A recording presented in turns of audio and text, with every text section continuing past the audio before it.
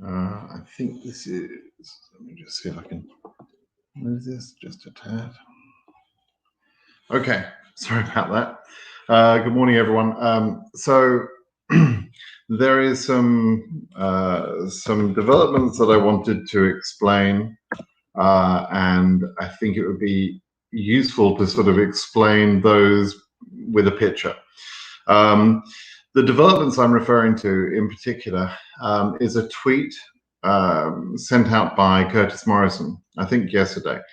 So I woke this morning, and as I do every day, as I've done every day for the last 7 years, quite literally, I check on what messages I've got, and more recently I've been checking Twitter. I didn't use Twitter until about a month or 2 months ago. But I checked the messages and I answered some questions, and I saw a question which was odd, both on Twitter and on my blog, about the consolidation of cases of the Curtis Morrison case to Annunziato.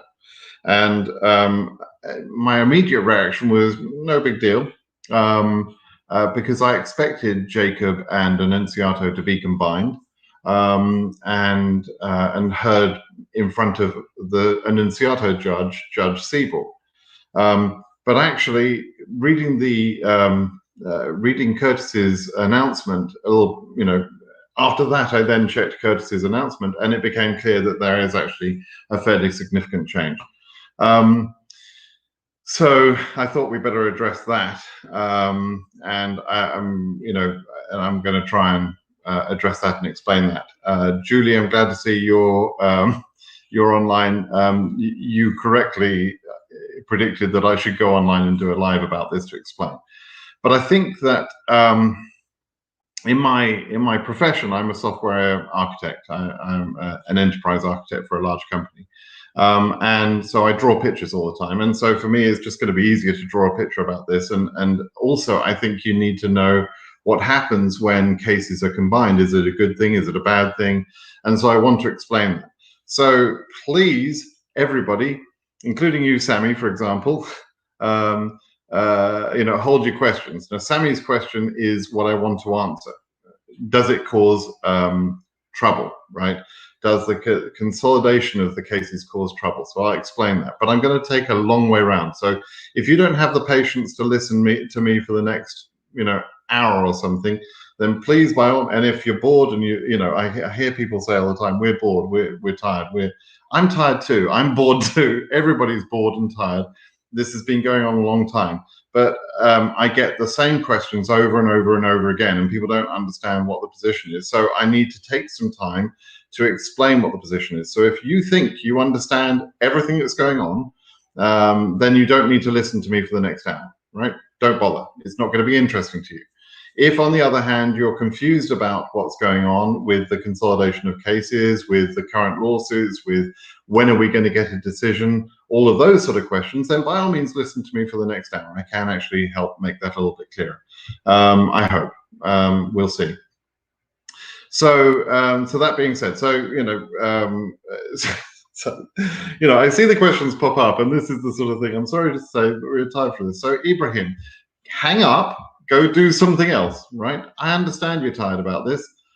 Like I say, everybody's tired about this, and I'm sorry to sound a little frustrated. I am a little frustrated. I'm frustrated with people that criticize or complain against the people that are trying to help, either the lawyers or me or other people that are trying to help. I've got my green card, people. Ibrahim, I'm bored and I'm tired as well. I'm tired because I've been doing this every day for the last 7 years. All right, I didn't just get involved in DV 2020. Nobody's paying me a penny. I have a very well-paid job, thank you very much, and I've got my green card. I'm doing this because I'm trying to help. So if you don't want to listen, Ibrahim, I entirely understand, and please go and have a cup of tea or do something else. There's no need for you to listen. So there you go. All right, so I'm going to try and explain things in a way I'm going to go back in history a little bit. This is what I decided a few minutes ago I wanted to do. And again, this is going to be boring for Ibrahim and other people. They don't want to know. But unless you understand the history, I don't think you'll understand why, where we're at now. So I'm going to show my screen for a start. All right, share screen. This one.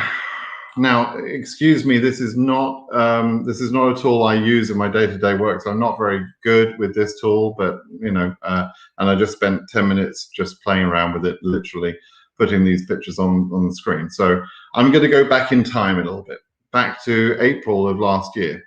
In April of last year, we saw the PP 10014 implemented for the first time. This was Trump's ban on immigrants. You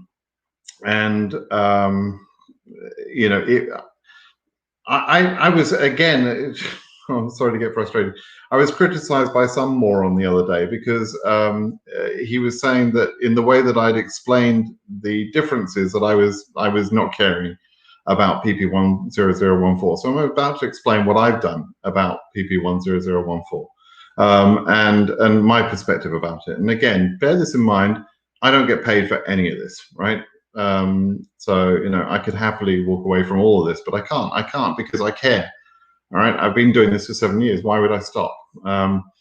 So when Trump implemented the ban, it was similar to, and in my mind, from the same place mentally as the Muslim ban that had come before it. And I recently characterized the Muslim ban as being more overtly, you know, bad, right? Bad because it blocked people based on, it was originally intended to base a blockage based on their Muslim religion. Now, I'm not religious. I don't give a damn about anybody's religion. I honestly don't care. But you're entitled to your beliefs, and I support your beliefs, right? So if you're Muslim, if you're Buddhist, if you're Christian, if you're Jewish, I don't care, but I would fight to the death to protect your rights to believe in what you believe in, right? I don't believe in any of it. That's not the point. You know, it's important that you have that right. And it's certainly important that you're not disadvantaged by believing in that faith, in whatever faith, right? And so Christians in this country wanted to block Muslims coming to this country, and Trump fed them that red meat. And that's what the Muslim ban was about. And it was the most egregious, most disgusting of all the bans, right? So it was at one end of the scale. At the other opposite end of the scale is the Schengen area bans and the other bans like that, which have some common sense logic to them. So although I'm frustrated by those actions that Trump took, they're restrictions, they're travel restrictions, they're a nuisance, and there's some logic to it, right? In the middle of those two things, and as I say, I was criticized by this by one idiot. I mean, literally one idiot, so I don't know what I'm talking about, but I was criticized for this. By saying that the PP 10014 and 10052 are somewhere in the middle. It's not quite as overtly racist as the Muslim ban, and it's certainly not as logical as the Schengen bans or the Schengen area bans and similar bans, right? It's not, you know, it's somewhere in the middle of those two. There's some logic if you read it. Yes, there's some logic if you read it, sort of. If you don't understand economics, there's some logic to it. But and Trump doesn't understand economics, obviously. I mean, immigrants come to this country and they increase the demand for services. They buy a house, they buy a car, they work hard, they try and make a living, and therefore they drive the economy. They don't suck from the economy. It's a good thing. Immigration is a good thing for this country. And if you're at all an intelligent person, you can work that out in 5 minutes. But of course, Trump and his mates don't understand that. So, and many people that support him don't understand that. So, you know, people that try and block immigration are blocking the progression of this country. So,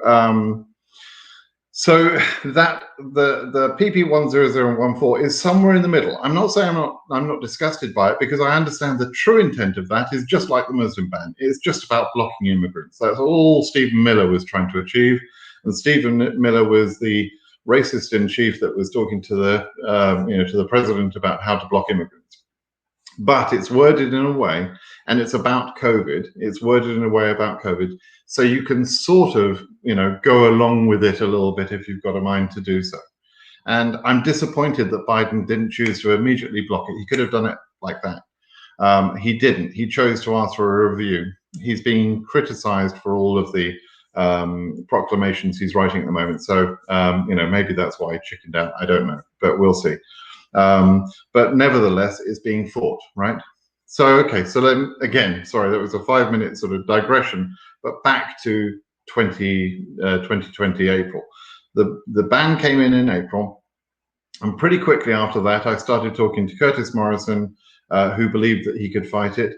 But I also made contact, I believe I contacted Jesse Bless myself directly. I don't think they reached out to me, but I contacted Jesse Bless of Ayla. And I agreed with Jesse Bless. I provided some background information about how the lottery works. Frankly, I know more about how the lottery works than any of the lawyers. So I provided that background information to Jesse Bless and team. But I also said, look, I'll create a sign-up sheet, because I had at that time, probably the widest contact, if you like, with the DV lottery community than anyone else. So I said, I'll create a sign-up sheet. And for 24 hours, I held that sign-up sheet open. It got about 1,000 people signed up, of people that were affected by the PP 10014.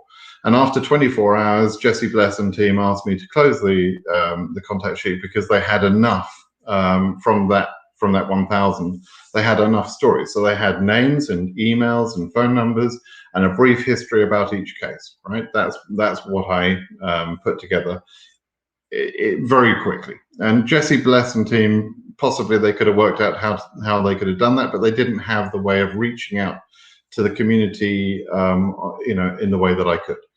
So I did that, and from that 1,000 cases, Jesse Bless and team took 7 people to act as a class representation of all the 1,000 and everybody else, right? It was important to them that they had 1,000 stories. They actually were saying they were going to show the judge all of this information so that he understood the overall harm that was being caused, and therefore the 7 people chosen from that list of 1,000 represented a class of all of those people. The Gomez case, as it came to be known, was then filed with the 7 members of that 1,000 group. I think they all came from the 1,000. There may have been someone who contacted Jesse Bless directly in there, but I think they were all on the 1,000. On the spreadsheet that I created. By the way, only I saw the details on that spreadsheet, and I made the information directly available to Jesse Bless. And obviously, I've never published that information. I certainly wouldn't do so. It was for them, right? It was so that they could have that. So just I kept the privacy concerns between me and the lawyers, and obviously whoever had told me. Their details. So your details were protected.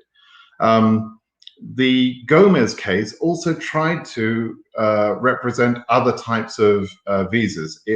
Ayla were joined by a couple of other large immigration firms who were perhaps more focused on H-1 visas and other types of visas, right? And I'll come back to that point later, but basically the Ayla team were focused on all sorts of immigration that 10014 and later 10052 was blocking. They were concerned about all of that, right? And so I was working as much as I could in the background with them. I also provided Curtis Morrison with an affidavit, I think which he used in Kennedy. He may have used in Mohammed Fongjong, I don't know. But anyway, the point of this story is to tell you how cases were consolidated at that time and what that did for the cases. So the Ayla case was a large case representing a lot of people, representing every DV 2020 applicant, because they were seeking a class certification from the very beginning. It was pro bono, that none of those lawyers charged anybody anything. I didn't charge, I'm not a lawyer, so I don't charge anybody anything. That action took place. At the same time, or a similar time, perhaps slightly after, Curtis Morrison and Rafael Arena were filing the Mohammed and Fongjong cases. So I'm showing you this screen now. I'm hoping you're seeing this. They were filing those cases, and Chuck Cook, Greg Siskin, Jeff Joseph formed another case called the Acker case, right? And in the end, those other cases, Mohammed, Fongjong, Acker, were combined to the Gomez case, and all sort of fought under the title of the Gomez case, if you like. Most of the lawyering came, I would say, well, but, probably all of those cases contributed. We heard from Chuck Cook on the Gomez case hearing in September. We heard from, I think, Rafael Arena talk from memory. And there was lawyering behind the scenes. What I mean by lawyering is all the research that they do, right? They research the law, the ways that they can fight the case. Now, Gomez on its own probably would have won on its own anyway, right? Because they had all the research, and Acker and Mohammed and Fongjong made similar arguments. But who knows what the effect of those additional cases being added onto the Gomez case? Did it strengthen the Gomez case by having those additional lawyers, those additional arguments being made? I don't know. Acker, I think Acker was a paid-for case. Mohammed and Fongjong were paid for. But the Gomez case was a pro bono case and consolidated, all of the cases. In the end, Judge Mehta, we got to a couple of things. What did we get to? So we achieved the visas starting to be issued from September 4th. So after all the arguments were made, Judge Mehta agreed from the Gomez case, including for the other cases involved, and I'll come back to Kennedy in a minute, that cases should be issued. Now, there were 7 named plaintiffs on the Gomez case, and there were hundreds of named plaintiffs on the Mohammed, Fongjong, and some on the Acker case, right?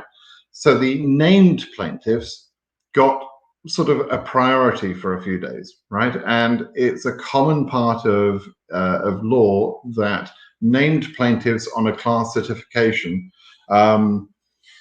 actually, get some preference. Now, the Gomez case didn't become a class certified until the 30th of September, but immediately Judge Mehta said there should be action on all cases, and specifically referenced the client lists that were on Mohammed and Fongjong and Acker, right, and also the 7 on the Gomez case, right. So in the end, Judge Mehta did not grant any of the other relief on all of the other visa types. He only let us win on the Gomez case on the DV lottery DV 2020, and instructed the government to start issuing visas on September 4th, which is what they started to do. The visas were being issued. A lot of those named plaintiffs were done very quickly, but also the majority of people that actually got their visas, there's about 6,000 people that got visas between September 4th and September 30th.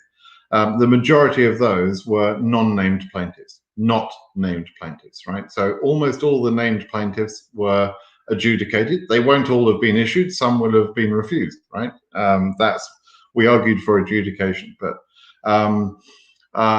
they were issued their visas. Now, they were issued their visas. This is an important point. They were issued their visas with the understanding that they were not going to be able to enter while the ban was in place. That is what we argued for. I saw some gentleman the other day on Twitter saying this is, what was the word he used? He was basically saying it was illogical or unjust that the people were not being allowed to enter. Well, that's what we argued for. That's what we won, right? We argued to be in this position. We were assuming or hoping that PP 10014 wouldn't be extended. We were hoping. We thought it might be extended, and actually, we thought it was quite likely. But still, by having visas issued, it kept our chances alive, and that was important, right? So from September 4th, we started getting visas issued. On September 14th, there was another important thing, which was some of the embassies were not processing the cases because of either they didn't understand the judgment that has been made by Judge Mehta, or they use the Schengen area bans to say, well, you can't get a visa, you can't enter, so we're not even going to process your visa. And Judge Mehta turned around on September 14th and said, no, that's nonsense. You have to process these cases. You have to issue the visas if they're issuable, even if the person can't enter. Right? Again, that is what we argued for. Okay, so between September 4th and the 30th, we proceeded in that way. On September 30th, just before September 30th, there was another hearing, a status hearing, and finally on September 30th, Judge Mehta issued an order in his case, doing two main things. Number one, putting aside 9,095 visas for issuance later, once the final decision on the court case was taken. Not a guarantee that they'll be issued, but a chance, right? And then also he certified the class, the DV Lottery 2020 class, to cover everybody that had not been issued at that point, right? So 6,000 were issued in very short time period, but everyone else that was still trying to be issued was covered as a class to be protected to potentially get one of those 9,000 visas. Okay, so that left us with two groups of people from DV 2020. Those that will need to wait until the Gomez final hearing, which will be mid-March, and that they'll hear about the final outcome of that case in mid-March to the end of March, and probably by early April. We should expect a judgment in that case, and that will say whether the 9,000 visas can be issued or not, and how they will be issued. Perhaps it might say how they'll be issued, to whom they'll be issued, what priority, etc. By the way, I meant to come back. Kennedy tried to get on this bus, if you like, tried to get on the, consolidated with Gomez, but it was a little bit late. And therefore the Kennedy applicants generally may have got issued, but they weren't part of the named plaintiffs that were ordered to be issued by Mehta, or ordered to be adjudicated by Mehta on September 4th and 14th. So it was a little bit late. So there are some Kennedy applicants that are still going to be interested in getting some of those 9,095 visas for sure, and they're named plaintiffs, and so they could get priority. We don't know if they will, but they might do, right? Okay, so right, so if you didn't receive your visa in DV 2020 at all, then you're waiting for the Gomez final outcome, which will be late March, let's say, late March or early April, roughly. If you did get your visa, then you're in a different position, right? And I need to talk about which cases cover you. This is for people like Jules, sitting in Mexico waiting to enter. She's got a visa, she wants to come in the country, and she's blocked by PP 10014, right? So I need to come back to those. By the way, I've got on here also the Gomez case issue. They filed an appeal. They appealed a couple of things. Number one, Gomez, Judge Mehta did not strike down or block PP 10014, right? He didn't block it. He actually said that he reiterated a position that the government or the president has the right to block immigration, but did not have the right to stop issuance of visas, right? And as I say, that's the position we found ourselves in.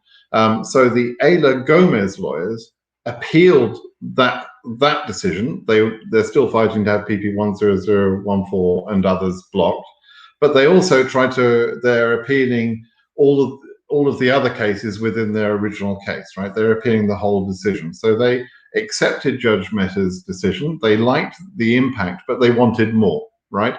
And we've heard Charles Cook talk about wanting more as well. Bear in mind, Charles Cook is part of ACCA. ACCA and Gomez are on the same case now. And so, we've heard many times how Charles Cook has talked about, we want all 55,000 visas. even if everybody in DV 2020 was processed, they wouldn't issue 55,000 visas. There's just not enough people to warrant that demand. It wouldn't happen. But nevertheless, what he's saying is they want all the visas, right? Everybody that wanted a visa in DV 2020 should have a chance. So they're going to appeal the 9,095 and try and increase that number. I don't know if it will work. There are some technical difficulties with that argument, and there was a very good reason why the 9,095 were set aside. We were talking about this nunc pro tunc then for now, meaning that visas could be issued from that 9,095 later as if they had been issued on September 30th, because we have still not changed the law that finishes each year on September 30th, right? We've not changed that law. So, this is working within the laws. Just so we didn't block 10014. We didn't change the law about the end of the fiscal year. So we're trying to find ways around that, and that's putting some of you into a confused position. Okay, so that's then the Gomez appeal. I guess that demands another arrow. That was, the Gomez appeal is ongoing. Okay. So, all right, so that's Gomez. Now, what's happened other than that? So, so the important thing here is to understand is that Curtis Morrison and Rafael Arena then argued some other cases. One of the cases that they argued was called the Young case. And this was for family members of US citizens, people doing, I think, and I didn't learn very much about this case because frankly, it's outside of my area of interest. I'm only interested in DV lottery, right? So the Young case was, I believe, about K1 visas. This is fiancés of American citizens, and the American citizen wants to bring someone into the country to marry them. There's that sort of case, and I think there's probably some sponsorship, some family sponsorship as well, F2A, some sibling sponsorship, or some more likely some child sponsorship. So Young was a separate case, not DV lottery related, but they won a preliminary injunction, and already some people are benefiting from that, where some of the people that had been blocked by PP 10014 were given the right to enter the USA. And so Arena and Morrison achieved a great result in that case. That was an important result.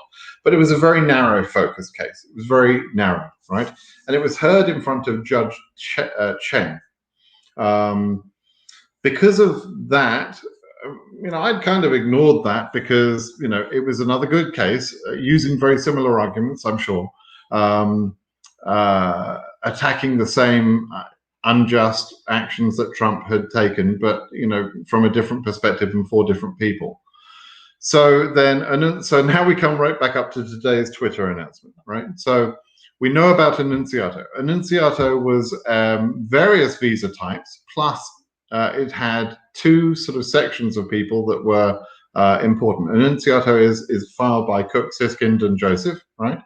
And it includes all of DV 2021 and also the people from DV 2020 who had visas issued that needed to be reissued, right? It fights specifically for those. And even though there's some paid named plaintiffs in that case, a few, not many, I think less than 100. There's a few named plaintiffs in that case, but importantly, Cook, Siskin, and Joseph asked from the beginning for that to be a class action for all of the groups that they've asked for, right? By the way, ACCA, who also asked for a class certification, didn't get it. That's also, I think, something they're appealing. The Mohammed Fongjong and Kennedy cases were only for named cases, right? Only if you're a paying client of Curtis Morrison and Rafael Arena, were you covered by those other cases, Mohammed Fongjong and Kennedy. Enunciato is from the beginning a class action, right? And they have to get certification. The judge has to agree to that. And one of the things is to show that the representatives really represent a large group of people who are being harmed in the same way. And that argument is very easy to be made. So they should win class certification if it comes to that. So it covers DV 2021, everybody, and DV 2020 visas issued, right? The people that were left over from and therefore not covered by the Gomez class certification on September 30th, right? Important. That's an important point. Now, at the same sort of time, Morrison and Arenya also have been filing the Jacob case. They filed it. I think they've got a hearing planned, and I forgot the judge's name, but it was on the 18th of this month, which was pretty late. They filed later, much later than Annunziato. So it's further behind. And so this morning, this is where I finally get back up to date. This morning, when I read something about the cases being combined, I'm like, yeah, okay, that's Annunziato. That's Jacob being combined with Annunziato. But it's not. I was mistaken. It's actually Annunziato and Jacob being combined with Young, right? Well, and the reasoning for that is that because Jacob is being combined with Annunziato, Curtis Morrison now has access to the filings of the Annunziato brief. I think I've seen that. I don't know why he didn't see that before, but he's now saying that he's now aware of the fact that there's some crossover. That's what he's describing. There's some crossover between those cases. So Young was for certain classes of people, certain types of people that were covered on a paid basis, but the class action of Annunziato covers those people because there's some overlap, etc., and because it's a class certification, right, or a class action. So Curtis Morrison sees that there's some overlap there. The problem with that is that Annunziato is very, very well advanced, right? We were within, I think, days of hearing from Judge Seaborg on Annunziato. Charles Cook has originally said that he thought we were going to get a decision around about February 6th. We're past that date now, but when Biden didn't extend, there was been some very good developments, on Annunziato, because when Biden didn't extend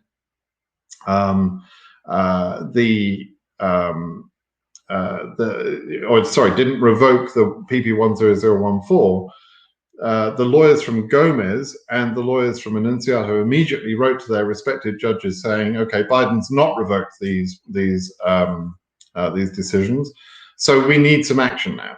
And Annunziato Judge Seaborg, immediately took action on that and asked for a response from the government lawyers, which I think the deadline for that is on Monday, I believe. Yeah, tomorrow. So that was really good, because although it sort of delayed, our decisions were delayed a little bit past the February 6th that Charles Cook had predicted. It was delayed for good reason, because the judge gave a little bit of an opportunity for the government to respond to this latest development. And it shows that we're really close on Seaborg. On Seaborg's decision about DV 2021 and DV 2020 visas issued. And I saw that as the most likely next best opportunity. Jacob being loaded on top of that doesn't really matter. It didn't really affect anybody. Jacob is another massive lawsuit with a huge client list, about 1,000 people. If they get priority, okay, they get priority, but we've got several months left. They're paying for that. That's fair enough in a way.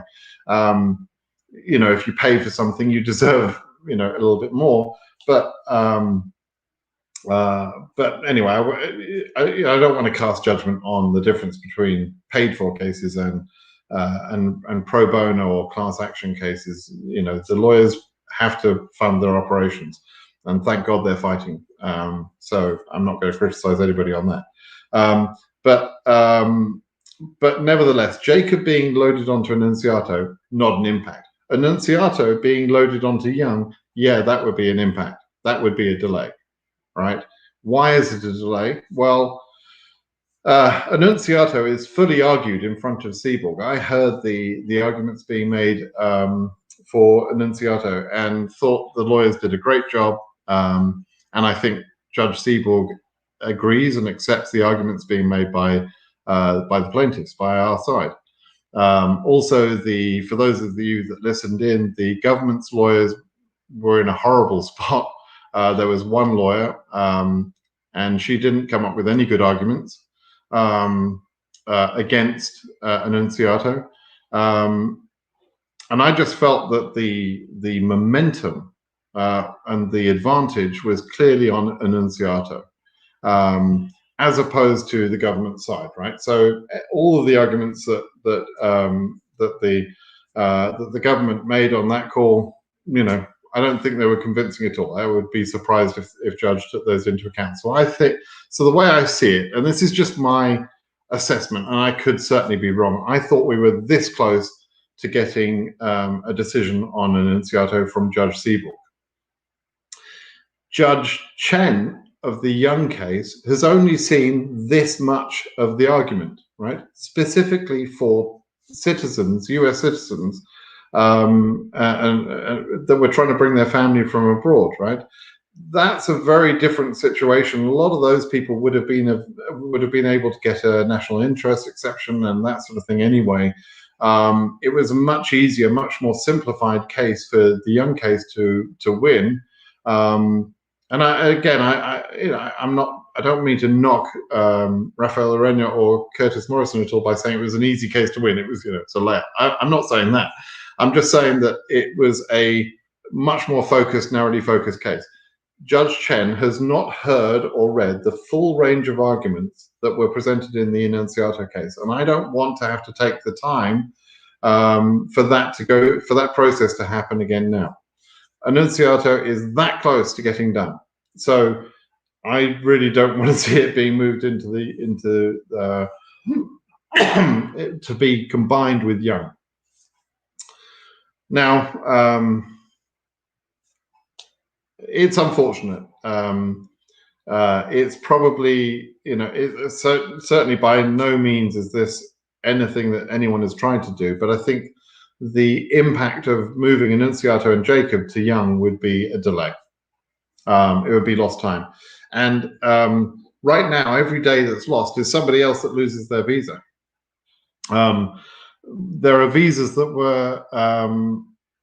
were issued in September that are expiring now, right? And most people are probably expiring in March, but there have been some cases already expiring. So to get immediate relief, the fastest possible way is for an Annunziato case, the Judge Seaborg, to make his decision. And I think that's going to be affected by this possible combination.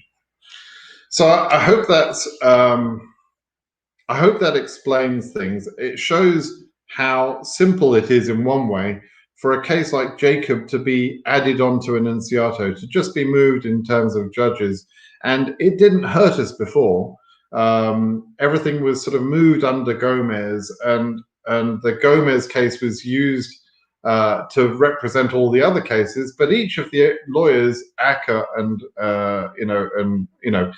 Charles Cook and Morrison and Arena, they were heard from in the Gomez case as well. So they had their chance to represent aspects of what they wanted to argue. And that was heard under the same framework as Gomez.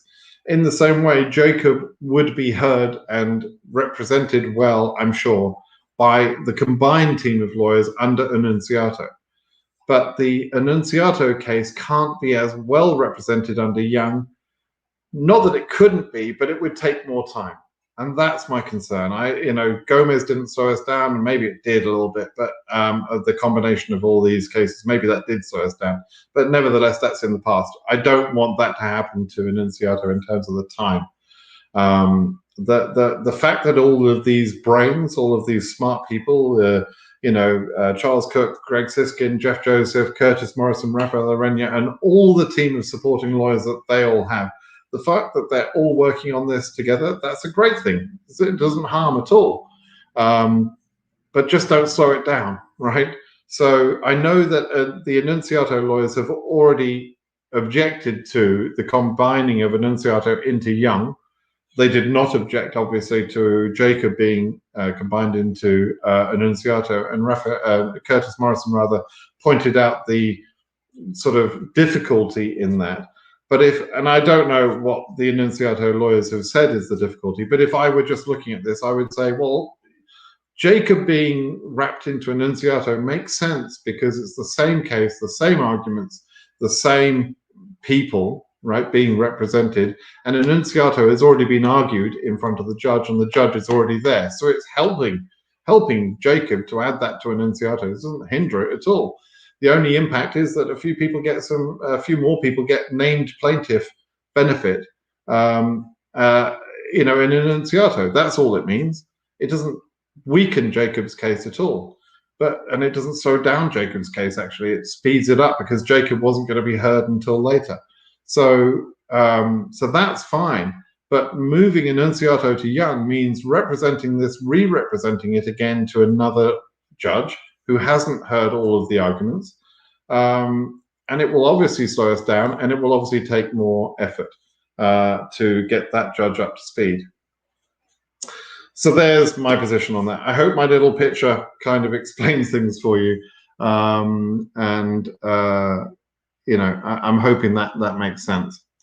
So let me remove that screen and see if any of this makes sense. So I would love to hear from Jules. Now, Jules has asked me several questions about these various, cases, etc. And I just wonder if that's more clear for you, Jules. So I'd love to see a little comment pop into my feed right now from you to see if that makes sense, right? And I think you're a Curtis Morrison client. Perhaps I'm Kennedy. I'm not sure which, but we'll have to wait and see. We'll have to wait and see what you think and what others think. Okay, so let me answer some questions. Is the transfer already done? Is it a fact? No, I don't know that it's a fact. I don't think it's already done. The first I saw of it was this morning. I think Curtis posted about it yesterday, but I was involved in other things. Oh, okay, Judy is saying absolutely. Okay, thank you. I'm pleased because I'm hoping others are getting that same understanding as well from the complete picture. And I know it's brutal to have to listen to this for, I don't know how long it's been, 40 minutes.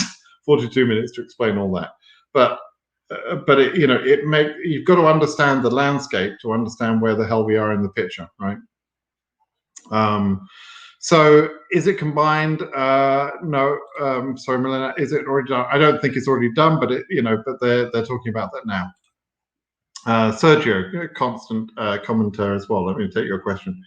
Shouldn't it be too late for Curtis to ask to combine Annunziato with Young because we were waiting for the decision? It doesn't make any sense. I'm so upset on Curtis. He's screwing us all. Okay, the last comment, Sergio, I don't really want to see comments like that. I have to say, I mean, I've argued frequently with Curtis. He's an argumentative guy. He's a lawyer. Of course he's an argumentative guy, right? But I've got absolutely no bad feeling against him. I've had some tremendous conversations with him about providing information and arguing it out, etc. And arguments actually is where you get stuff settled, right? So so I don't think he means to screw us all, as you're saying here. Absolutely not. I don't think he's trying to do anything. He's just working for his clients. But the problem is that it will affect more people than just his clients. And his clients might be protected by being a named plaintiff, but other people are waiting for answers that are not necessarily his plaintiffs, right? And so I don't want to see those slowed down. Isn't it too late? Yeah, I mean, that's kind of the point of my comment, Sergio.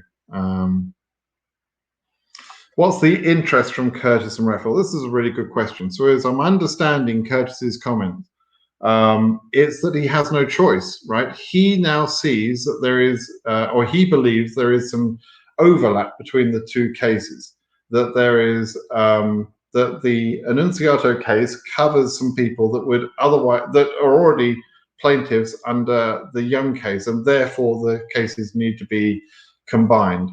I don't know that that's true or not, and the Annunziato lawyers are arguing in some way that it's not true. I haven't spoken to Charles Cook to figure out what he's saying. I've literally I'm like 2 hours into this conversation, right? So, so I don't know, I don't know, but there's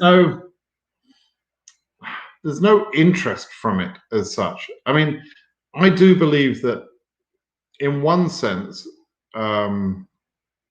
Curtis Morris and Rafael Areño developed a very good system for developing these cases and signing people up. And signing people up and going through the paperwork and everything else is a lot of administrative work. They then had to argue in front of the judges, and they got some benefit from Gomez doing that for them, the Gomez lawyers and Charles Cook, etc. And they also contributed to that, but their case was probably strengthened through Gomez. And so they had this sort of sign-up machine being developed, which worked very well for them and for the Young case, etc., and for Kennedy. And he's, they've certainly they've made a hell of a lot of money through that, I'm sure. But they also have to, everyone they take as a plaintiff, they have to represent those people later on as well. They have to help them with scheduling of cases, moving of cases from embassy to embassy, and so on. So it's not just easy money. I mean, I get why they earn the money. I've said before, it's not, what they charge for this is not per case. Per case is not a lot of money. If you take the aggregate, if you realize that they've got 1,000 people to sign up to the Jacob case, and they're getting at least $500 on each of those. That's $500,000, and they stand to gain another $500,000 to $1 million in back-end fees. So they're going to do well out of it. But lawyers making hundreds of thousands of dollars is not a surprise. They should do. Why shouldn't they? They're helping a lot of people. They're working bloody hard. I don't think Curtis Morrison has slept in 2 months, which is why he's pissed off with everyone all the time. Sorry, Curtis, but you are. So what's the interest? I don't know. Honestly, I don't know why, other than say I believe Curtis believes it's what he has to do. That's what I would say. Do we still need money in the bank account? Okay, so that's another question. Sorry, Lasha, but I've got a FAQ on my blog. Please read the FAQ. It answers your question. What about the 9,000 visas? Well, yeah, we've got to wait for the Gomez case. That's what I explained earlier in this call. When are they going to adjudicate the refused visas that got rejected due to 9645? Okay, good point on this. The cases from DV 2020 that were rejected because of the Muslim ban, which is what you're talking about there, 9645. DV 2020 cases will get a chance to reopen the box if we win the Gomez case, right? And they would be able to fight for some of those 9,000 visas. Cases from DV 2017, 2018, 2019 would not be able to reopen the box, in my opinion. I've spoken with Charles Cook about that a little bit. He's thinking about it, but honestly, the law is that at the end of the fiscal year, DV 2017, 18, 19, those cases were done, and nothing was done to protect them. Having said that, the same arguments he's going to use to try and move the 9,095 visas, he could try and use to expand 2017, 2018, 2019, and that's a possibility, or changing the law, right? Maybe, and I think that's more likely, maybe changing the law to try and give some backwards compensation, if you like, to those cases. But if you have to sort of, how likely is that? It's tiny chance. Basically not really going to happen. Sweshi, thanks for that. For explaining all that. Yeah, exactly. A lot to explain. It's confusing, I know. And I apologize to the lawyers if I got any of that wrong. I just put that picture together 10 minutes before I started this call, and it's all from my memory. And if I've got part of that wrong, I apologize. I don't mean to. But that's just, and it's my perspective on things. So, feel free to disagree if you're the lawyers. If you're somebody else, don't bother disagreeing. Will PP 10014 going to affect applicants who are aging out? Okay, so CSPA is the Child Status Protection Act that protects people in all sorts of visas, and also protects children under 21-year-olds on DV lottery cases. As long as the visa bulletin makes your case available before the aging out with CSPA protection, I believe it'll be okay, right? So in other words, 21 plus the 240 days, whatever it is, added on to the 21, I think you're okay. I think you go to the interview and you'll be fine. So the fact that it's delaying things doesn't really matter, other than the fact that it's not moving the visa bulletin along, right? There's another point I want to make about 10014. 10014 is almost irrelevant now for DV 2021. And I had someone this morning say, ask a question about that. Why do I say that? Well, because DV 2021 interviews can't now start until April at the very earliest, right? Because we're in February. So February 2NLs would be for April interviews normally. 10014 will be gone by then. So if we don't see interviews starting in April, it's because of the embassies being closed, not because of 10014, right? So 10014 is not really the issue for DV 2021. It's really about the embassies being closed in their diplomacy strong levels. And I probably should explain that, but I'm sure you're all too tired of me this morning to want me to explain that in detail. But basically, there are opening levels of each of the embassies, and the sort of categories: level 1, level 2, level 3, and it depends on how bad COVID is in that country. So embassies are free to set their own sort of level, but the rules about what visa categories can be handled within the level are determined by Department of State. And DV cases are not included in the level that most of the embassies are moving towards or are already at. So that's why we need mission critical or emergency handling of those DV lottery cases, which I think we'll get from Annunziato. Again, why I'm desperate that we get Annunziato through this month, so that we're ready to get some interviews started. And actually, as time goes on, and every day that goes past, we're now February the 7th, we're almost certainly losing 2NLs in February too. So we're talking about March 2NLs. If we get a decision in Annunziato this month, March 2NLs, which is for May interviews, that means 5 months left, 5 months of the year. So that's what that means. Okay. Okay, good. So another one's understanding the explanation. Kennedy plaintiff, I was confused when you said Judge Mehta will decide if 9,000 can be issued. I mean, it's understood that this is decided. No, it's not. It's not decided. No, you've been misinformed, or you don't understand what you have been informed. So the 9,095 visas are preserved for issuance later, but only if we win the final hearing, right? So we have to still win that argument. Judge Mehta was not 100% convinced that he had the ability to let those visas be issued later, but he preserved them anyway. He's still wanting to hear the final arguments, and the case is still going. There's a chance we don't win that case. The 9,095 are not guaranteed. So sorry if you haven't understood that. But we were trying to keep things alive in September. So the 6,000 visas we got through were, amazing. I mean, that was 6,000 people that would not have got their green cards if we hadn't taken that action. And I started work on that action back in April, as Curtis Morrison did, as Jesse Bless did, and a bunch of lawyers there. That was starting back in April. So for most of last year, I was involved in those sort of efforts, and other people were working much, much harder than I was on that. Obviously, they're being paid to do so. But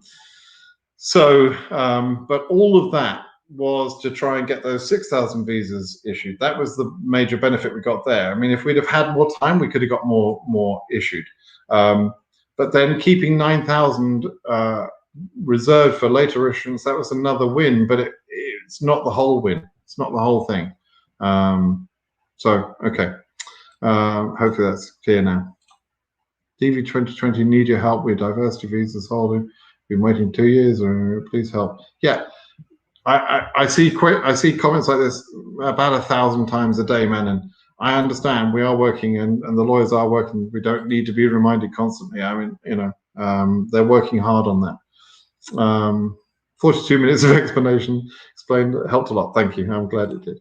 Government lawyers on Annunciato, and the lawyers plan to argue against it. Yes, as I understand it from Curtis's comment, the government and Annunciato lawyers have already argued against the Annunciato case being combined with the Young case, right? As I understand it. Maybe I'm misunderstanding that, and I hope I haven't misunderstood this whole thing, but that's what I understand. And I've only heard that from what Curtis Morrison has said, but I'm sort of reading between the lines a little bit.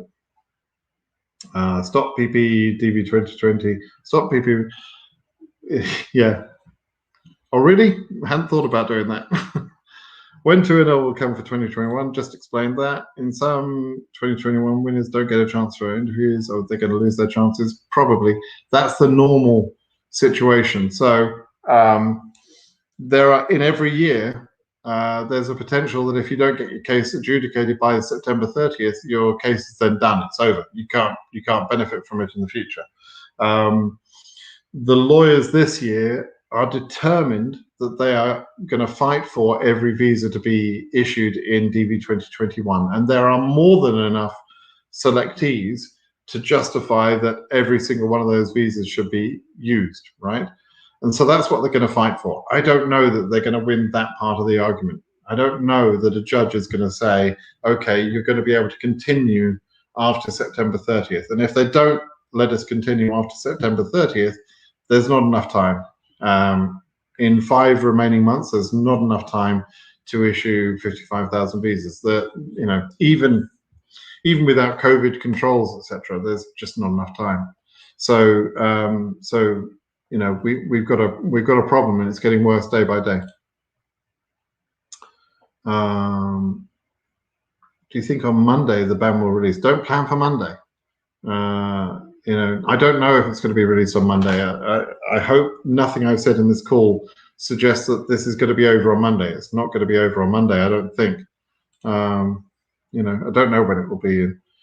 What is AUSA and who is Kimberly Robinson? Okay, so Hector, AUSA is just a title that the government judges have. Kimberly Robinson is what judges? Sorry, not judges. Government lawyers.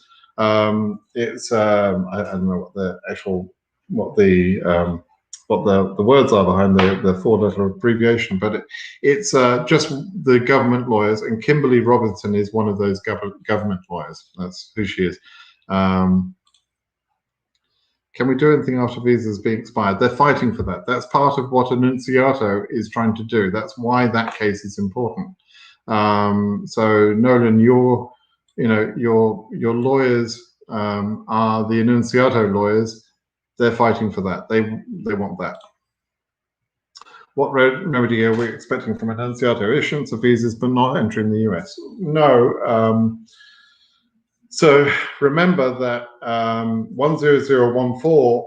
I mean, the Schengen bans are going to stay in place until there are better measures, more logical measures in place to mean that those Schengen and other countries don't need to be banned in quite that way, or restricted, the 14-day quarantine I'm talking about. 10014 is due to disappear on March 31st.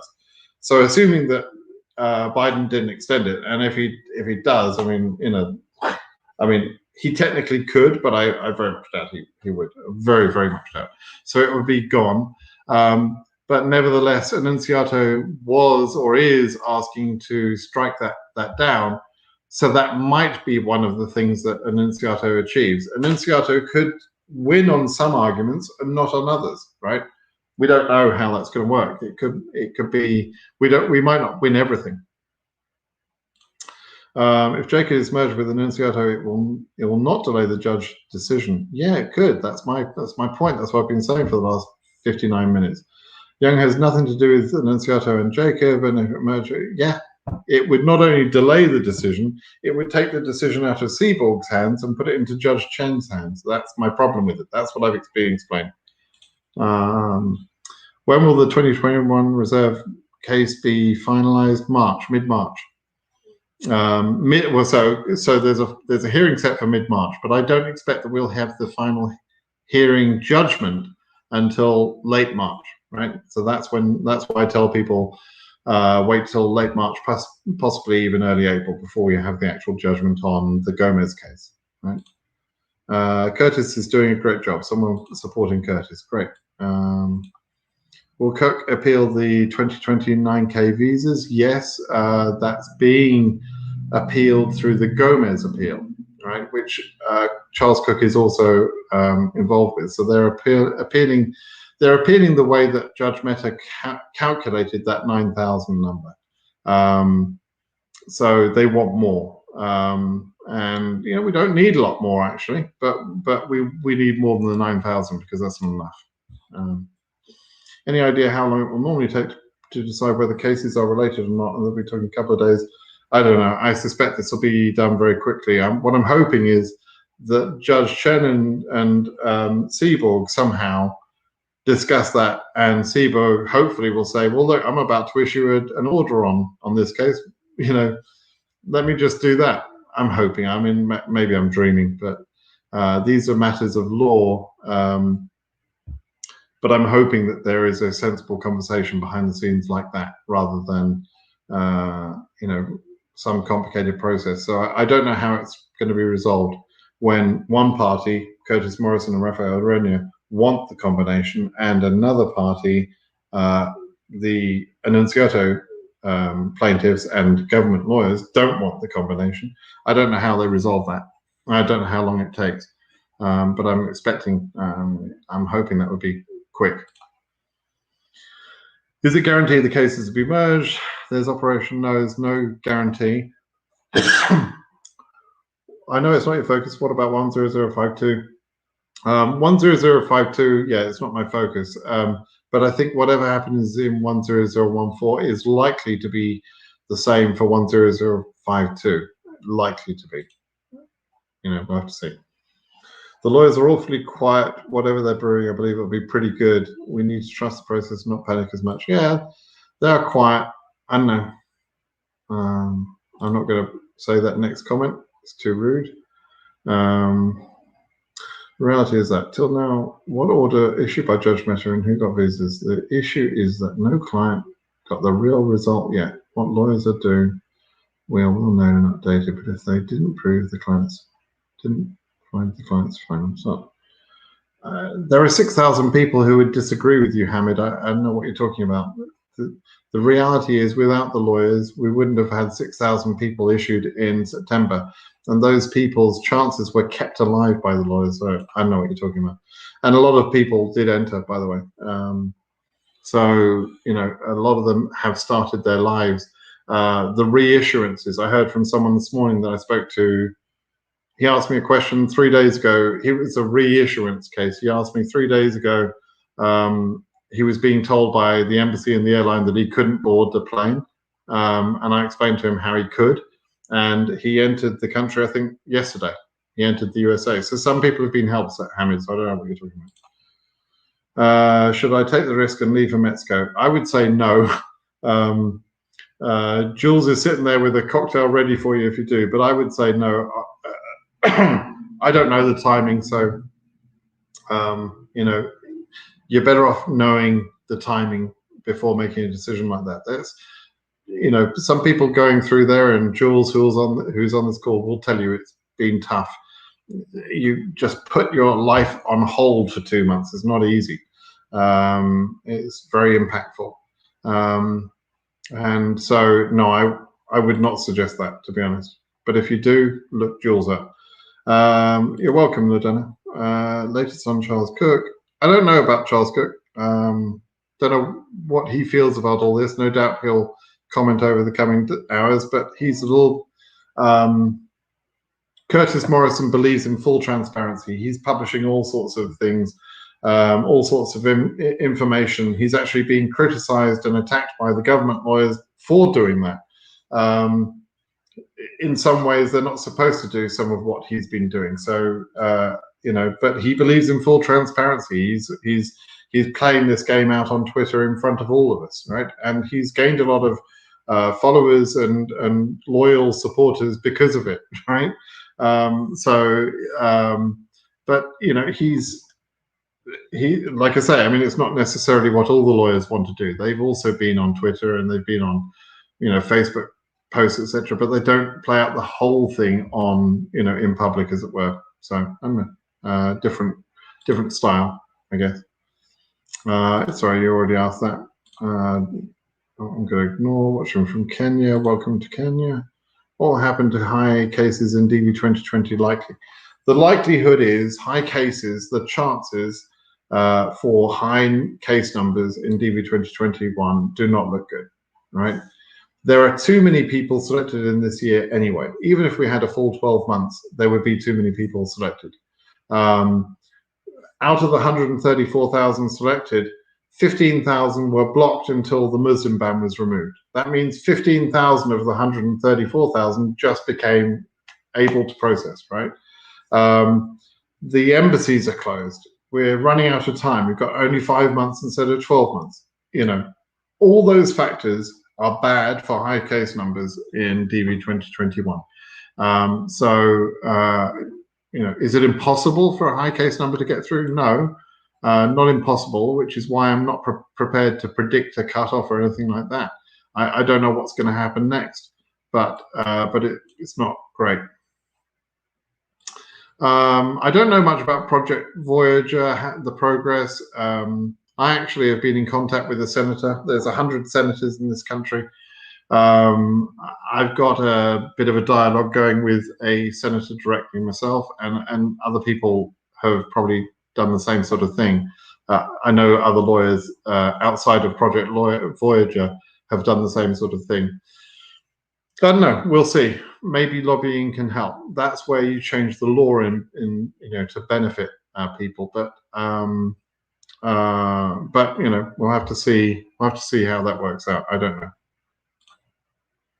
This might be a weird question, but what if the ban is not removed till September? They're going to scrap the whole DV 2021.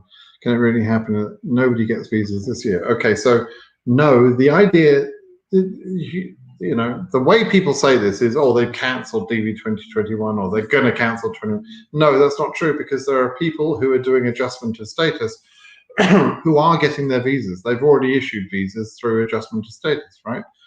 Who are getting their green cards. So the process is valuable for a small number of people, even if consular processing is blocked by 10014. But, you know, thinking that the ban is not going to be removed until September, that's just nuts. There's no logic to that. There's no reason why that would happen. The vaccination program in the USA is going well. About 11% of the population, about 35 million vaccinations have been delivered into arms. You know, I haven't got mine yet, but I hope to soon. And the rate of infection is coming down quickly because of the vaccination program, and because Biden has asked people to wear masks and demonstrated that he's worn masks, etc. You know, so I don't think there's no reason why that particular ban should stay in place. And you know, the argument that it's good for the economy to block people from coming into the country is bullshit. So, you know, yeah, he can ask. Anyone has a right to ask. Move past that. Yeah, but so okay, so let's just take. I've ignored a number of people who said this sort of thing. Curtis and Raphael are very selfish people. And then Bundix immediately responded, was it no, not to Kasem, but to someone else. Sorry, to Kasem, not Funkwo. Curtis helps his clients, people who pay to be plaintiffs, and that's normal. So that is the point. You can't say that they're selfish. They're helping the paying clients that they got. That's their job. That's what they said they would do. That's what they're doing. So you can't say that they're selfish. They're making money, but they're, you know, they're lawyers. They've spent fortunes, enormous amounts of money on their education. Why shouldn't they benefit from that? You can't say that's selfish. You know. Okay, and I would say, let me just say another. Okay, let me just go back on that point. I agree with Bundix. They're not selfish. They're just doing their jobs, right? Rafael Arena is quite a young man. Curtis, I think, is relatively new to law. I'm not sure. I think he's nearly my age. He looks so much younger than me. He's a young, good-looking man. I'm certainly not. But I think he's close to my age. So he's not. Perhaps he's not new to law. I'm not sure. But they're at the period in their careers where they don't have perhaps the financial wherewithal to do things pro bono, right? To do things for free. They've had to charge money in order to put all of the infrastructure in place to they've got many translators. They're working with other lawyers. They don't just get to pocket that money. It's not like it's all for them. They've put a whole organization in place to fight these cases. Cook, Siskin, and Joseph at the other end of the scale, they're doing more on pro bono cases. They're not taking up the post. They're not saying that they're going to help everyone schedule their cases. What they're saying is they're going to fight for the class. They'll do that more or less for free. They've charged a very small people for that, but they're making class certifications. But they're not going to help people after they win. Whereas Arena and Morrison and team, all of those people, they are going to continue to help people after the case is won. That's a key difference, and that's why as a plaintiff you pay money, and also for the advantage of going first, right? Oh god, yes, you can do that on the ESC page, the entry page where you check your results in May. You'll be able to retrieve your number. God bless United States and good luck to you. Yeah, absolutely. Mr. Britt, how can I contact you? You just did an ask. People want to email me directly. I get a lot of emails every day from people directly, and I ignore them because I can't deal with individual emails, etc. There's no need. Ask me a question through my blog. If you want me to answer a question, ask me a question through my blog. And when I answer your question on my blog, everybody can see it and everybody benefits from my time. That's why I do it on the blog, right? May. Expired, have a chance of reissuing. Yeah. I don't know. Joseph Yusuf, I don't know what the worst case scenario would be. Judge Mehta in a recent hearing did show that he's concerned about the reissuance cases. He is concerned about that. He spent a long time in that call talking about what's going to happen to those people. He knew as well what he was doing in giving the relief that the lawyers argued for was putting people into a bad position. He doesn't want them to be suffering. Judge Mehta wants to help, so he will help if he can. I wish I could read that name to say thank you for that comment, but I can't read that name. I have no idea how to pronounce that. Yeah. Oh, should we start sending? Okay, Synthesia. This is an interesting question, so I'm going to blow some people's minds. I will answer this question because I'm going to be switching my tactics over my advice pretty soon. So I don't think people in DV 2021, generally speaking, should send their documents in without being asked for them, because in the past I've seen KCC screw things up. And without being asked for the cases, I suspect, for the documents, I suspect they're more likely to lose the documents. However, we're getting to the point in time, we're February. By the end of February, certainly, I'm going to be starting to say to people, send your documents in regardless. So if you want to begin to send your documents in now, you can. You can do that even if you haven't been asked. Some people have been asked, but they missed the email. But yeah, everybody can begin to send in their documents, I guess, and hope that KCC don't screw it up. They have in the past. Can you get a refund for the medical fee we paid? No, absolutely not. They did the medical. It's like asking for, 6 months later, I went to a restaurant, I had a meal, I enjoyed the meal. 6 months later, can I get my money back? No. No, you're not going to get your money back.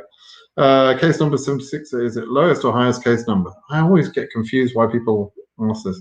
Low number starts at number 1, and the highest case number is, case number 36,000 in Asia, 88,000 in Africa, and so on, right? So so 76XX is neither high nor low. It's somewhere in the middle. You're Nepal. I was about to say you're probably Nepalese. It's at the high end for Nepal, lowish for Asia. How much chance? I don't know. Wait and see.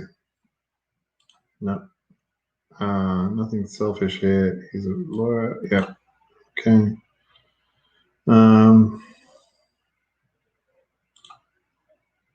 What's the summary? Oh my God. I'm not going to give a summary. I spent 42 minutes on this, on the first part of the call, explaining the whole position. I'm not going to summarize that again. Please rewind the video and watch it from the beginning. So yeah, this is an important point. I've said to the lawyers several times, a number of times, that I believe that an enunciato has to ask for and argue for the DV cases being treated as mission critical or emergency or whatever you want to say, but they have to be done. They have to be done now because, you know, they're doing CR1s and all sorts of other interviews at some embassies already. They're open. Some embassies are actually doing cases, but they're not doing DV. And DV cases run out of time, so they should be treating these as emergencies. And an enunciato, the judge in an enunciato could absolutely tell the government to instruct the government to treat DV cases as emergency, meaning they have to be scheduled. He did that, or Meta did that rather, in September. That was on September 14th. So, you know, it's possible. No. Cases above 30K in Asia are high case numbers and therefore very, very much at risk. Saying a visa good for travel and you can travel before it expires. Okay, so Hamid, have I talked to you before, Hamid? I'm pretty sure I have. Hamid, if your case, if you got a reissuance from a visa that you had before September, if your case was reissued in September, then you are not subject to the ban, no matter whether it's got the annotation on your visa or not. Doesn't make any difference about the annotation. Only if it's a reissuance. If it's not a reissuance, if you were issued for the first time in September, then whether you have the annotation or not makes no difference. The point is you are subject to the ban. And since the beginning of this year, they tightened up control so that although some people had managed to get in before then, after that point, it became very difficult. And, you know, so you will be stopped either by the airlines or by Border Patrol in most cases. I would love to see proof of that, Cesar. I haven't seen any cases being processed through DV lottery. We find out within a few weeks. We see the data, but I don't think there's any embassies that are actually processing DV cases. I'd love to hear that. If you've seen that, please send me the link. That would be important information. Okay.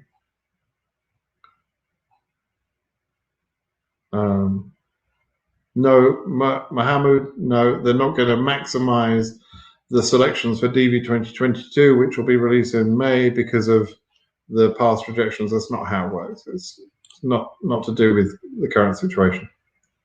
Is it better to forget all about DV 2020? Well, that's up to you, Said. I can't say whether you should, if you're affected. I personally would wait, but if you're so tired that you can't wait for the last few weeks, then, you know, that's up to you. I've already talked about that. 2021, might as well start random selection because Mercy winners have been confused about their cases. So, yeah, I know what that means. I can't answer that one, it's too unclear. Wow, Najib, you've asked that like 1,000 times.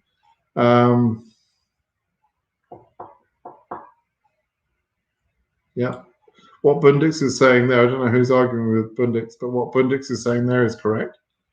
Okay, let me just see. Okay, awkward scenario. This one's got to be good. Let imagine if PP stays till 1st of April, issued visas expire and Gomez is winning. Visas issued in September are wasted and reserve visas 9K or being issued. Yeah, we don't know. So long-winded way of asking the question there. The lawyers in the Gomez appeal case asked the government to provide information as to whether the reissuances were counted within the 6,000 visas that we got issued. I don't believe they should have been, and should they be counted from the 9,000? Therefore, I don't believe they should be. But they've asked for clarification about that, and it's unclear. And we're still waiting to see that answer.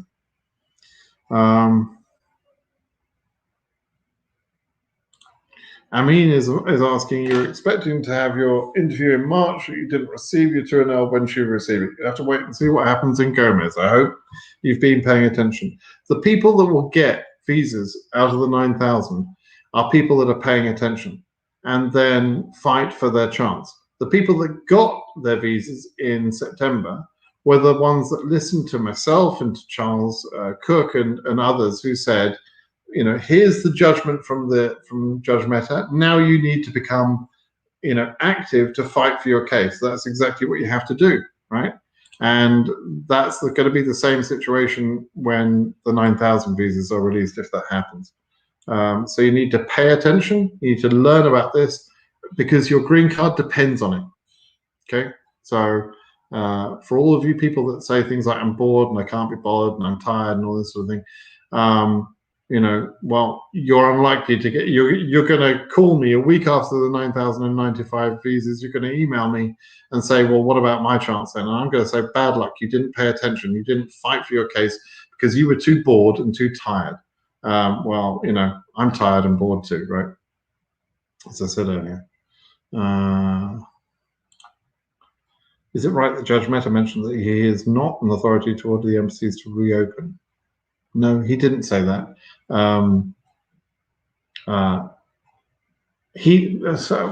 Okay.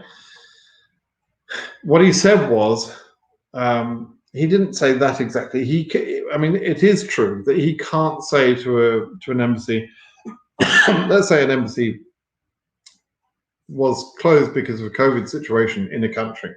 He can't tell the embassy to open when they're completely closed. What he can say is, if you're open at all, then you need to do DV lottery cases as if they're emergency cases, mission critical cases. That's what he did say in September. He did not say, and nobody has the right to say to an embassy worker or the workers at an embassy, you need to reopen the cases, because you're talking about their lives, right? You can't tell them to put themselves in harm's way. If the local conditions don't allow it, you can't tell them to expose themselves to getting sick. So there you go. Well, I can't. You need to go back and listen to this from the beginning.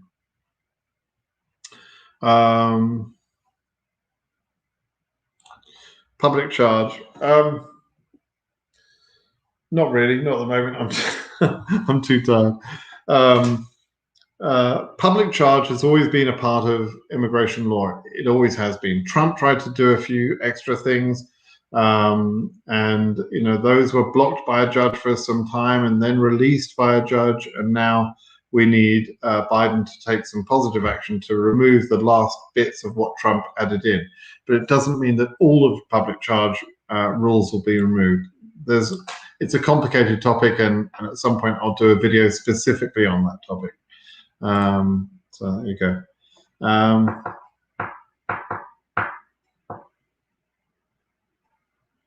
Yeah, where do you think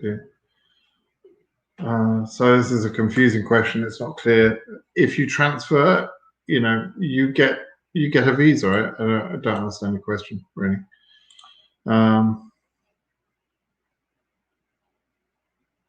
I don't know that there's going to be a hearing about when the Annunziato lawsuit is combined with the Young lawsuit. I don't know that there'll be a hearing as such. It may just be argued by, in the background by the lawyers. Perhaps, I don't know. Is there any intention to dismiss DV 2020 visa holders till the expiry of their visas to lose out? Not an intention. I think these people are being caught by circumstances, and perhaps not a full understanding of Biden about the harm being caused. but the lawyers and the judges are aware of the harm being caused, which is why they're arguing it. It's a detail that's probably too low a level for Biden and team to understand how bad, how serious 10014 is to a few thousand people. It happens to be bad for those cases because, as far as they're concerned, the ban was in place since April of last year. So, what's an extra few weeks? Well, it's a big deal for the DV 2020 visa holders.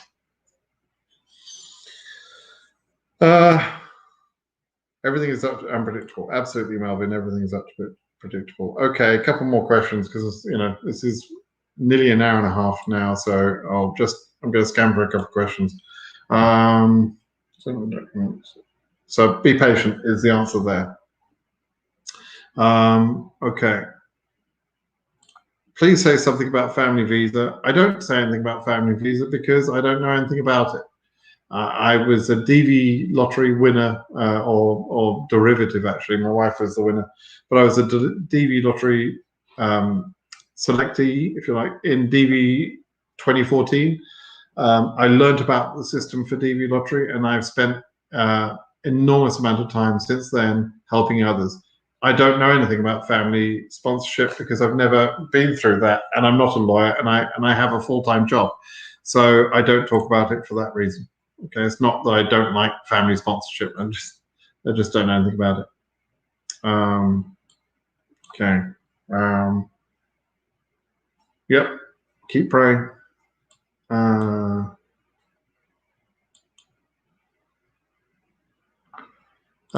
This is an interesting one. Well, I think I probably covered that in the previous video. I'm shocked how President Biden acted towards PP 10014. Yeah, I'm disappointed. I'm not tremendously shocked. I'm disappointed that he didn't revoke it on Immigration Day. I understand the thinking, and I kind of appreciate the thought process, but I don't believe they understand the harm being done to a small number of people, 6,000 people or so. So it's very unfortunate we've become trapped in this situation.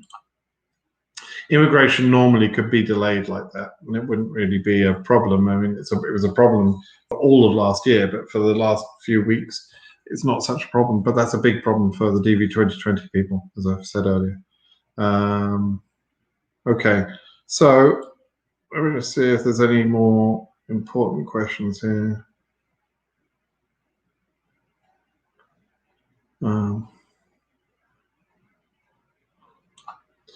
Okay, Curtis sent an email to Kennedy plaintiffs mentioning all this. Also, this development is good for anyone wanting 10014 cancelled. Or how comes? So 10014 is being attacked. I showed you the picture earlier. It's being attacked by a number of different lawsuits. So any of those lawsuits that tear down 10014 is a good thing. So I would agree with Curtis that any of these developments that go towards attacking 10014 are a positive thing. But the fastest possible attack is what we want, right? That's the point. That's my point, at least.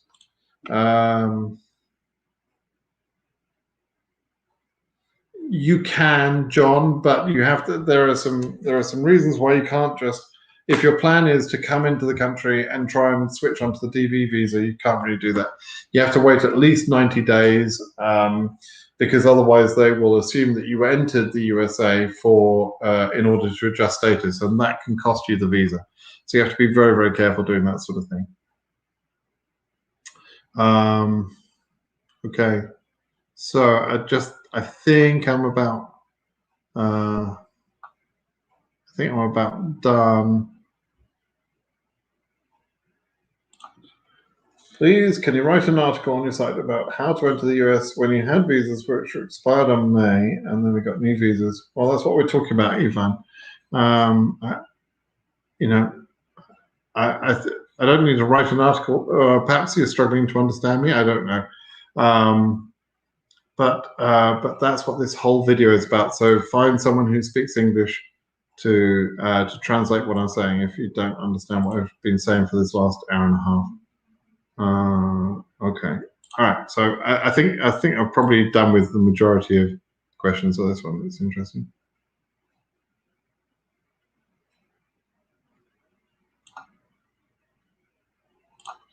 Julie, what are you saying here? Both the government and Enunciato Council have emailed us saying that they will oppose and argue Enunciato is not a related case to Young, says Curtis, who doesn't that mean that no one is fighting to get it transferred? No, Curtis is fighting to get it transferred. Not fighting. I mean, he's that's the wrong impression. He's asked for it to be transferred. He would like Enunciato to be combined with Young. He believes that that's technically the right thing to do. He may think that that's going to be the fastest thing to do. He thought, I believe, that Jacob was going to be the fastest possible resolution. I think that's overly optimistic as far as Jacob is concerned. And Enunciato was much further down the path than Jacob and was well argued. And perhaps Curtis didn't understand how well that case was doing or how far advanced it was. I don't know. I mean, he's a lawyer; he knows more than me. But that's my impression of it. So I don't know why he would prefer it. Really, I don't know. Well, I don't know.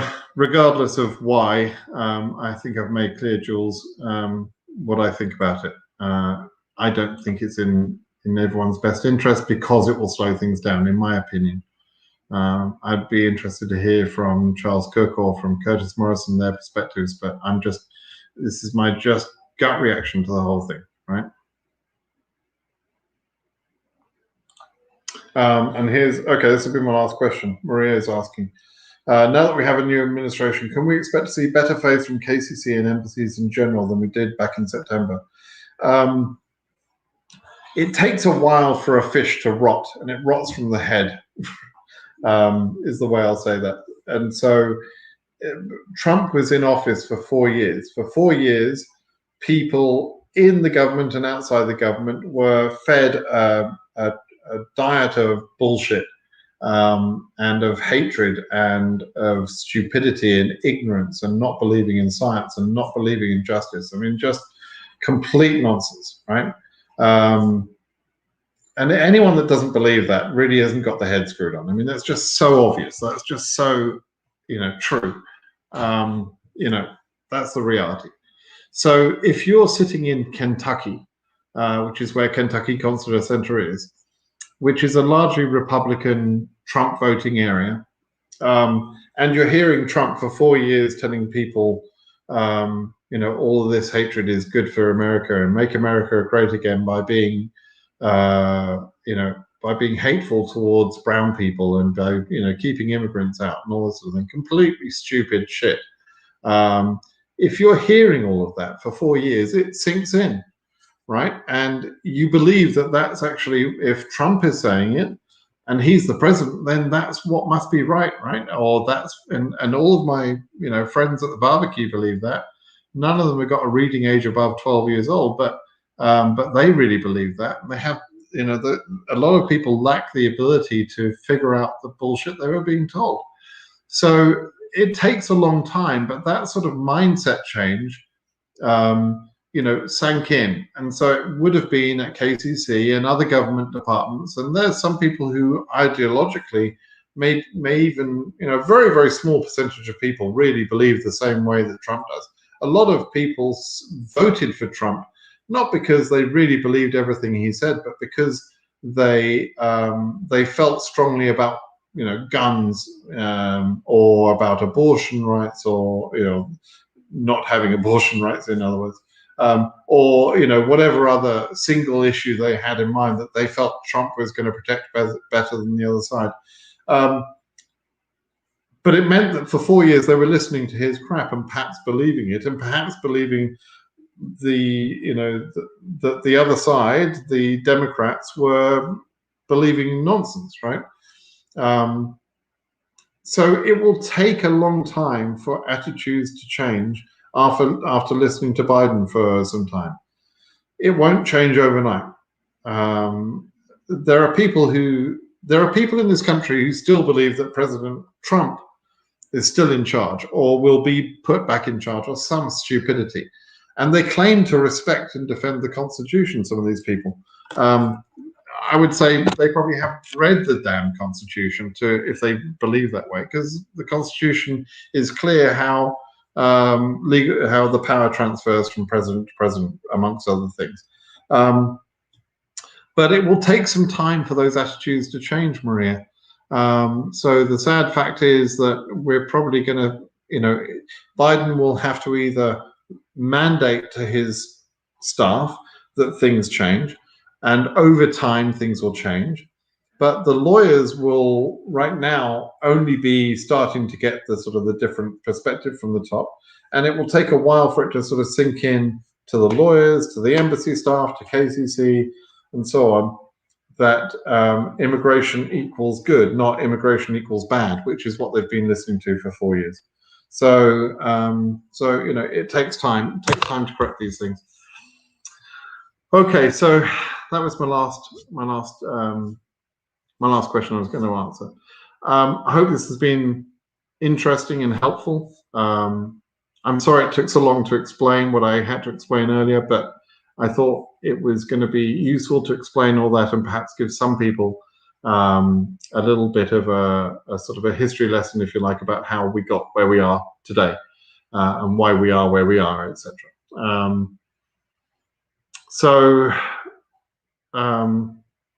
I think I've said earlier in the call, I may have misstated some things in this call. So a little bit of a disclaimer right at the end here. If I've misstated anything and if I've said something, incorrect, I apologize to anyone I offend, but through what I said, but to Curtis Morrison or Rafael Arena or to Charles Cook or whatever, if they see it differently, they're the lawyers, they know what they're talking about. I'm just commenting on it and trying to explain to people, and make some sense of the mess that we're in.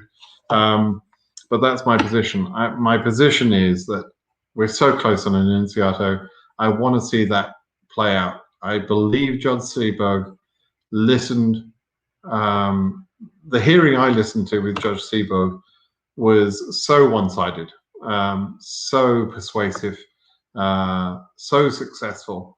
I don't believe Judge Seaborg has much choice but to give us a win in at least some of the things that we're asking for.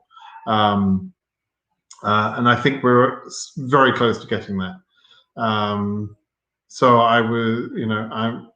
I said this morning on a tweet, I'm horrified if it moves to Young. It's not. I don't care what name we call the lawsuit. I care whether it gets issued this week or in 2 weeks or in 3 weeks or whenever. It's the timing that bothers me. So that's why I would like Annunziato to stay where it is with Judge Seaborg, and Jacob can get loaded on top of that. And there's no positive benefit to Young by having Annunziato loaded onto it, as far as I can tell, and there can only be a delay. So it just doesn't seem like a good thing to me. But anyway, all right. I hope everybody's keeping well, keep safe and healthy, and if I've got news over the coming days, I'll certainly be back on and do another video. But let me know if you've got any questions. Go to my blog, please, and ask questions there. BritSimonSays.com. Questions are best asked there rather than through email or on YouTube or any other way. The blog is best. All right, people, thank you very, very much. Good luck to everybody. And for those of you stuck in places like Mexico, have another Mai Tai, have another mojito, and relax. I hope this will be over soon. All right. Cheers now. Bye-bye.